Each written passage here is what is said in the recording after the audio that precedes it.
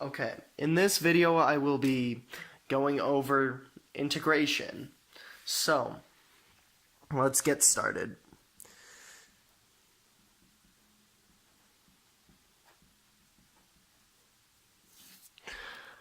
So the concept of an integral is to find the area of a region by taking infinitely small rectangles and adding them together to form the total area. So, for example, say I have a curve that looks like this, and that I will call f of x. And if you divide it into rectangles, it will get you approximately the area. And you will actually be able to get the exact area if these rectangles are infinitely small. So I'm going to be talking about how you can do that. Dx is, referring to this, goes from A to B. So this can be written out as this, the summation of this when n equals A, and it's going from A to B. So f of x dx. And how you're going to want to write this out so that you can get it infinitely small rectangles and actually get you the answer that you're going to want is by this. This squiggly line right here means the integral. And always make sure to remember the dx. Not necessarily always going to be dx, but basically d times the variable. And in this case, it is x. So there are several strategies that you're going to want to do to find this integral. So what would happen with an integral is the integral, if it's an open integral, it has no bounds, and that means the integral of f of x dx equals big F of x.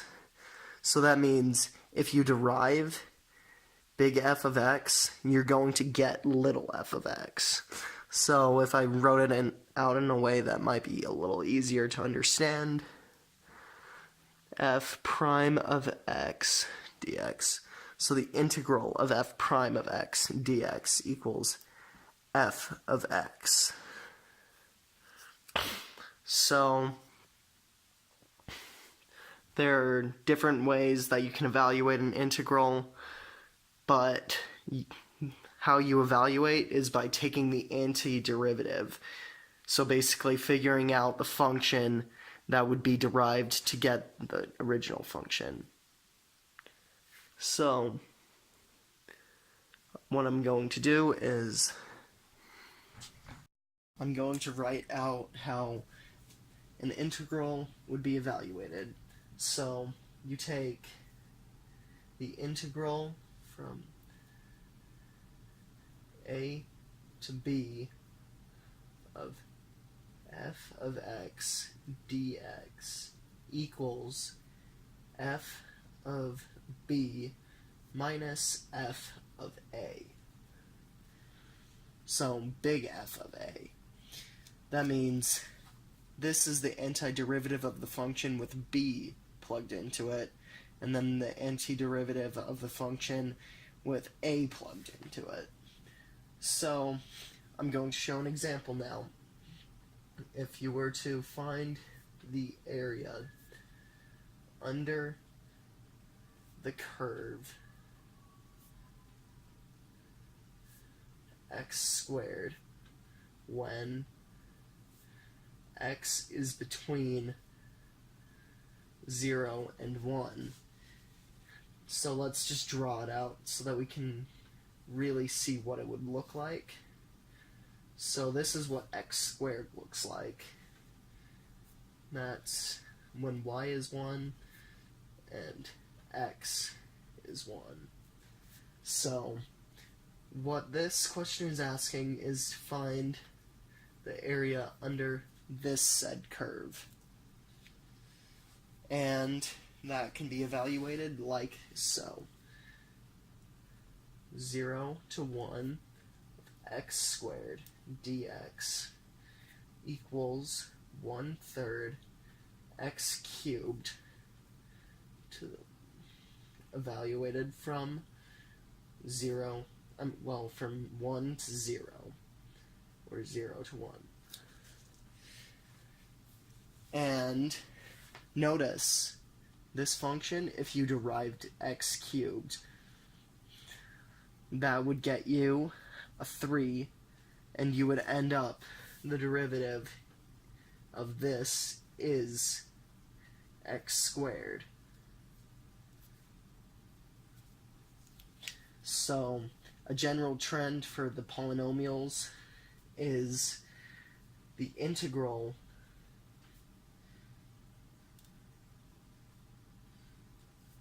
of x to the n is 1 over n x to the n plus 1. That's the antiderivative.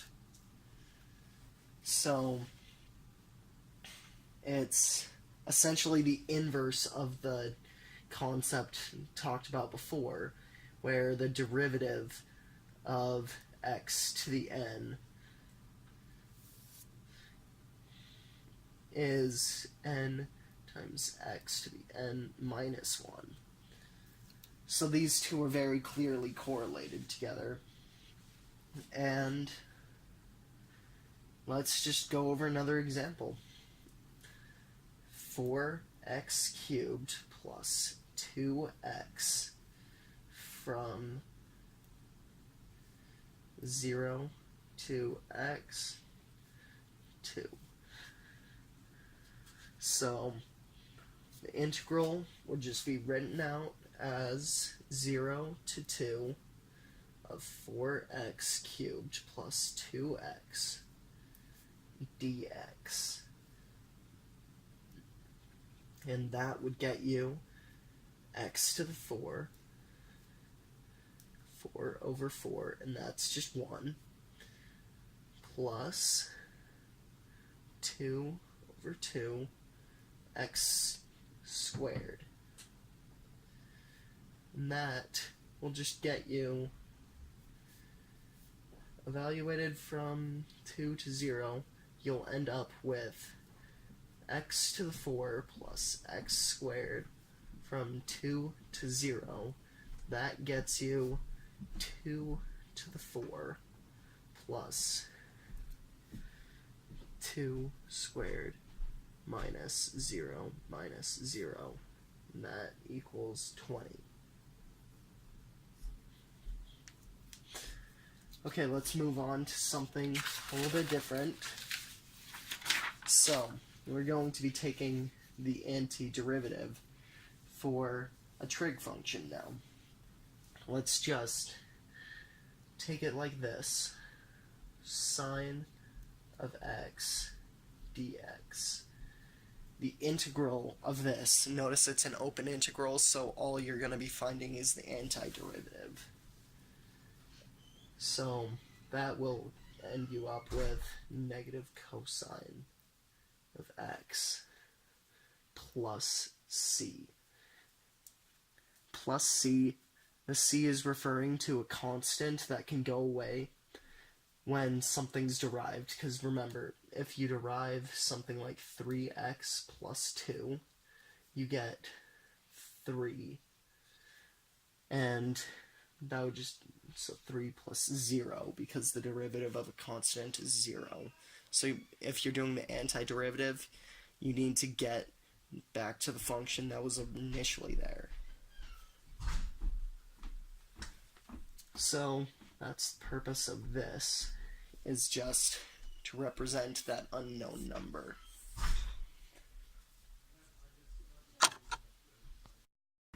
Now's time to go over basic integration strategies, like u substitution and integration by parts, and some potential shortcuts you can also use. So, if you want to use substitution, here's an example of a case where you'll need to use that. 2x cosine x squared dx. So for substitution, you're going to be identifying a part as u.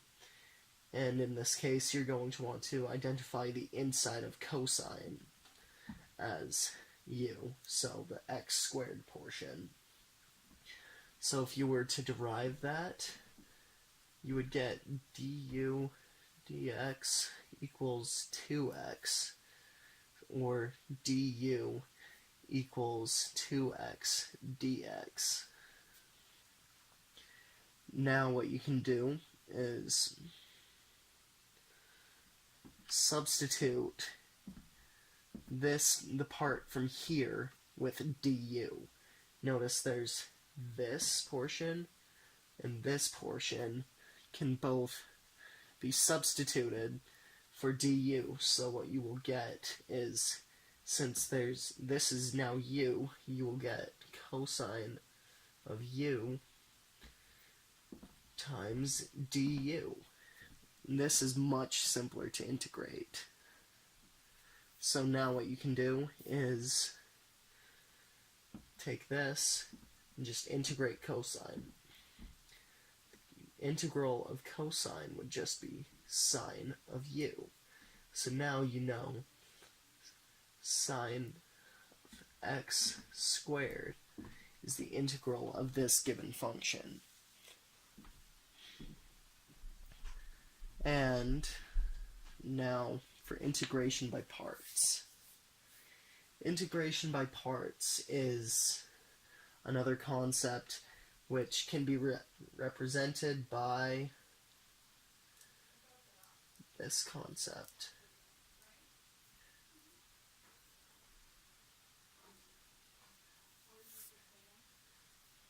The integral of u times dv equals u times v minus v du. And a concept that I've learned to remember this by, makes it a bit easier, is ultraviolet voodoo. Ultraviolet voodoo. So here's an example that you can use for this. X times cosine of x dx. Let's identify u as x and dv as cosine of x dx. So you need to get a du and a v. So I'm going to be deriving this, and that will leave me with du equals x dx. Du equals 1 times dx, or du equals dx. So now I'm going to be integrating this to get v, so the integral of cosine of x is just sine of x. So I've got my du and my v. And now it's pretty simple. You just take u times v, which is going to be x times sine of x minus the integral of sine of x, and du is going to just be dx. So then you just end up with x times sine of x minus the integral of sine of x, which is going to be negative cosine of x, which is x sine of x plus cosine of x plus c. That plus c because it's an open integral. Okay, so there's a pretty major rule that you're going to need to know for this. Limit. And this is how you identify u.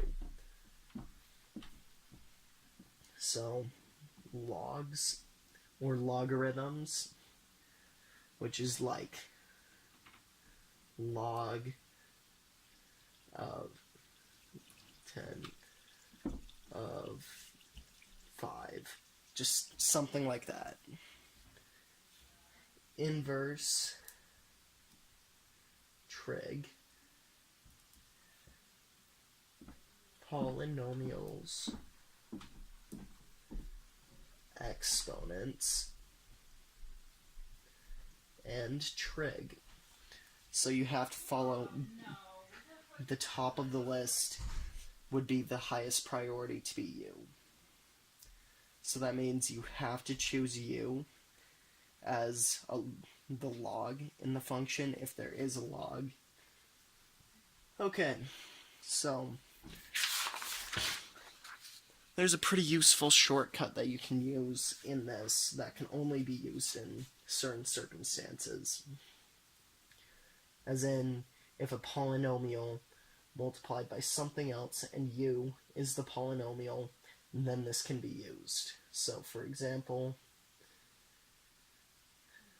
integral of x squared sine of x dx. So using Lipitz, this can just be, this gets to be u because polynomial comes before trig on the list of Lipit. So what you can do is take the derivative of u, and this is just going to be v. So sine of x, what I'm going to be doing is deriving this until it becomes 0 and integrating this so that it matches up.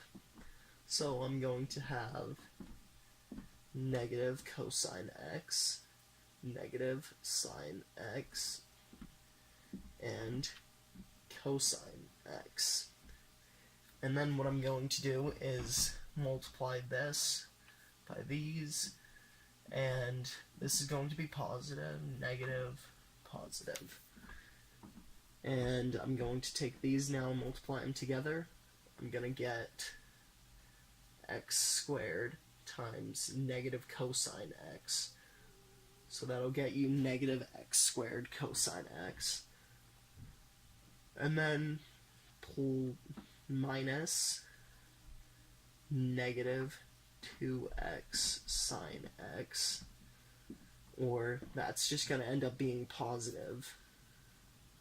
So you're going to get 2 times cosine x, and that equals negative x squared cosine x plus 2x sine x plus 2 cosine x plus c.